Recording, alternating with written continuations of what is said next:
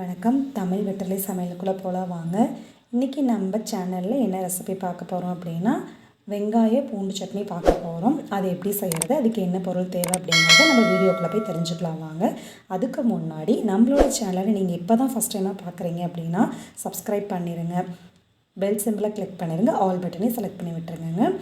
இதுக்கு வந்துட்டு இப்போ ஒரு கப் அளவு சின்ன வெங்காயம் நல்லா உரிச்சிட்டு உள்ளே சேர்த்துக்கோங்க.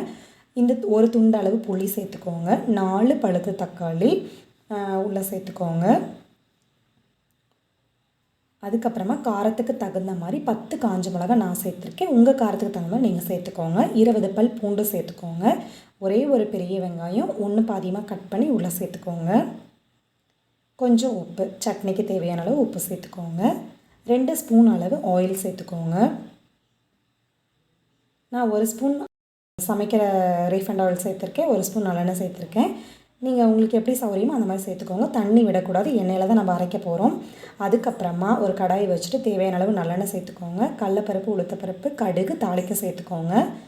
ரெண்டுமே ஒரு ஸ்பூன் போதும். கடுகு ஒரு அரை ஸ்பூன் அளவு சேர்த்துக்கோங்க. கொஞ்சம் பெருங்காயத்தூள், கொஞ்சம் நிறையாவே கருவேப்பிலை சேர்த்துக்கோங்க. இப்போ நம்ம அரைச்ச விழுதை உள்ளே சேர்த்துக்கலாம். உள்ளே சேர்த்துட்டு நல்ல ஜார் அளமான தண்ணி சேர்த்துக்கோங்க.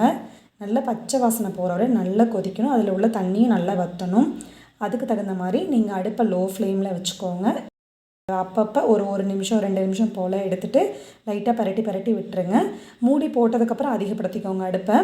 மேலே தெரிக்கும், நம்ம பச்சையாக சேர்த்துருக்கனால. அதனால் பார்த்து கவனமாக செய்யுங்க. இந்த போல் 2 துண்டு வெல்லம் உள்ளே சேர்த்துக்கோங்க. அதுக்கப்புறம் நல்லெண்ணெய் வந்துட்டு ஒரு 2 ஸ்பூன் போல் உள்ளே சேர்த்துட்டு லைட்டாக கலந்து விட்டுறலாம். கலந்து விட்டுட்டு ஒரு மூடி போட்டு வச்சுருங்க.